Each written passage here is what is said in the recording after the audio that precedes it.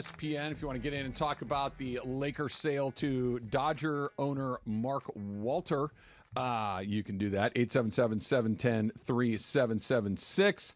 And we are reacting to one of the biggest moments in franchise history. We have your dose of what's next for the Lakers, thanks to Pro Baller, the official energy drink of the Los Angeles Lakers. And once the shock and the excitement of the announcement yesterday was there, I got very excited again because I think this boils down to one word that Mark Walter has demonstrated that he has, that the Lakers have struggled with over the last several seasons, and that's vision.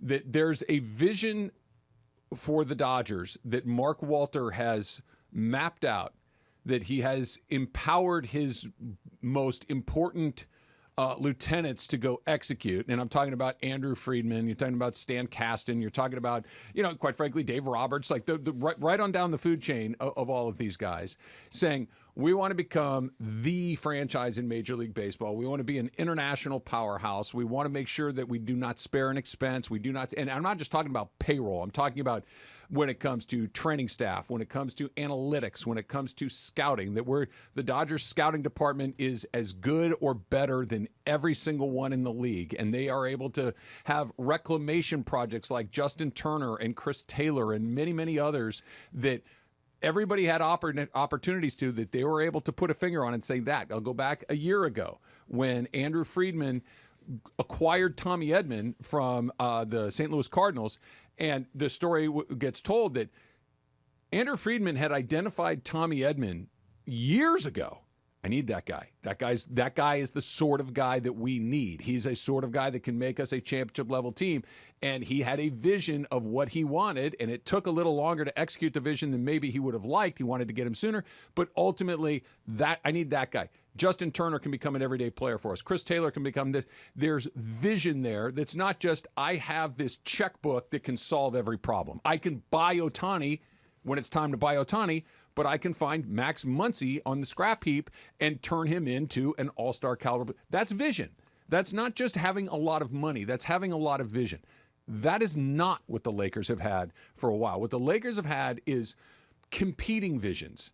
They have had, well, let's go young. No, let's go start. This coach isn't working. They fired 5 coaches in the last 10 years or something like that. The Dodgers, Dave Roberts has been here for a decade. Don Mattingly was the guy before. They've only had 2 guys.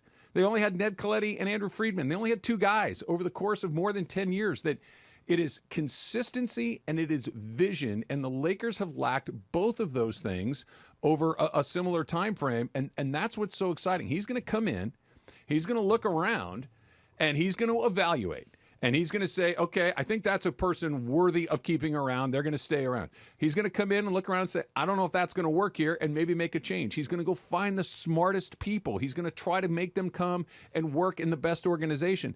This is incredibly exciting. You don't have to have known the owner for a long time or have access to the owner for a long time to do these things. It's going to be far more modern while respecting the ancient tradition. This is vision, and it's been nowhere. It's vision, but it's also infrastructure. Yes. Forget who's going to, it matters, but forget just the idea of who's going to get fired, like who will not be around long for this ride. Let's just say. But it won't be like firing like a purge. Well, there's going to be an evaluation period. There is no purge. There's not enough people in and this matters. What I'm about to get into matters.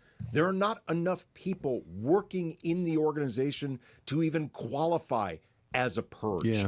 But let's just say, for the sake of argument, all of the people that have been identified who matter in the power structure of the Lakers: Rob Pelinka, Kurt Rambis, Linda Rambis, Tim Harris, Joey and Jesse Buss. Let's just say all of those people, for the sake of argument, all stay on. Like Mark Walter, first of all, he's been a 27% shareholder with this organization before now becoming the principal owner. So I am willing to bet he's been pretty familiar with what's been going on. He's been forming opinions for a while because he's known for a while, I'm going to have the right of first refusal to buy this organization. So I imagine he's been keeping tabs anyway. But let's just say he decides, I like all these people. Yeah. He's going to give them more infrastructure because you were talking about how Andrew Friedman, had identified Tommy Edman as somebody that he liked. Like Andrew Friedman, I'm sure has vision, but Andrew Friedman, respectfully, cannot scout the entire league. Not. He needs people around him to help do these evaluations. The front office for the Lakers, scouting department, analytics, all of that, it's too small. So they're going to bring in more people to help, say, Rob Pelinka. If he ends up staying with the organization another 10 years, Rob Pelinka is going to have more people around him to help him. Mm-hmm.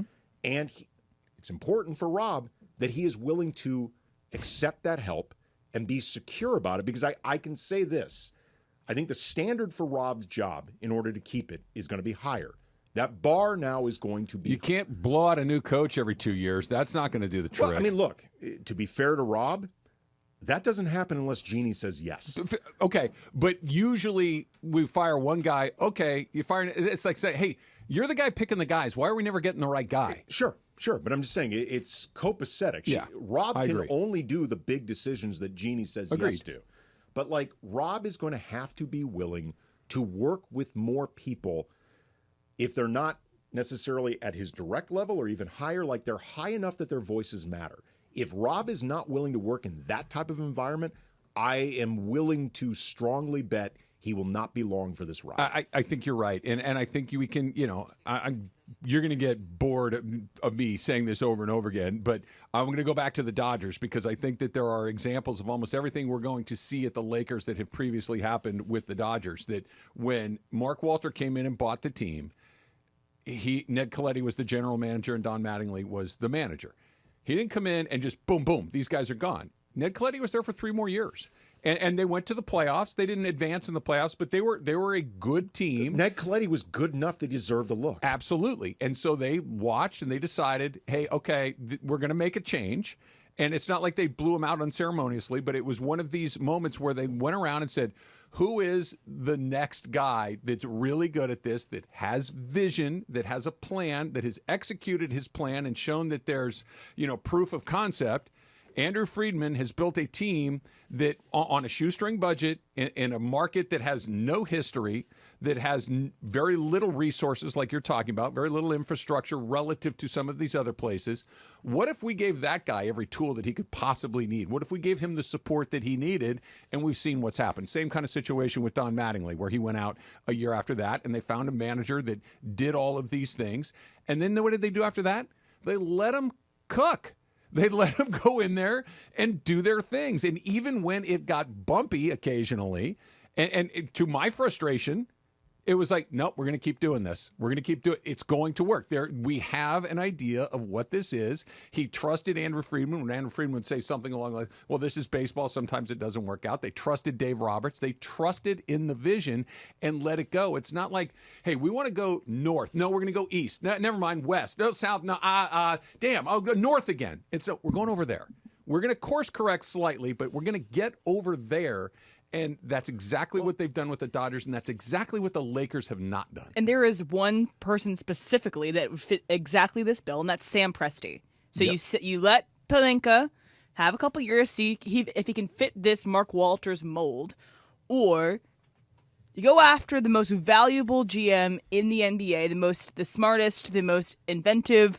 I think Sam Presti fits this bill. Again, how much would he cost? Could he do it? Could the Lakers do it? Would be interesting. Sam Presti is, in my opinion, hands down the best exec in the entire NBA, and it's not even close. I think what would be interesting if they went after Presti is he's built something that's, I think, going to be pretty sustainable in OKC. Appears to be. And if I had to guess, there's a personal investment with it because it is something that he truly built.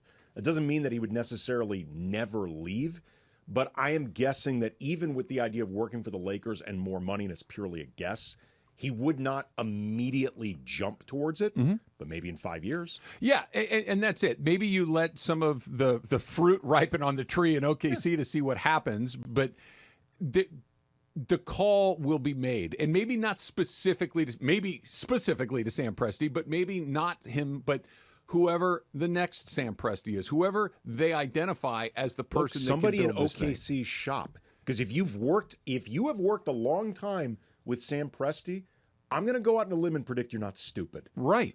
And you Because Presti understand can't how to come build up with all this stuff himself. Of course not. And you have guys that come in and out of your life and they take some of the tenets that you learn here and create some of their own thing. But the idea that it will get done, whether it's with him or with someone like him, but the calls will be made, the offers will be extended. And they'll be outside of the Lakers' backyard. They will be outside of the Lakers' purview. There has been way too much of Jeannie hiring people that she has a personal relationship with. And it's felt like, to be honest, in a lot of cases, that personal relationship has meant more than the professional expertise. It's limited the pool. Right. It's limited the pool. You are self-limiting your own options as the Lakers, which is frankly insane. There is a perfect example of this, of what you just described, that went on for a long time and the place was going nowhere, and then they finally stopped doing it and it took off.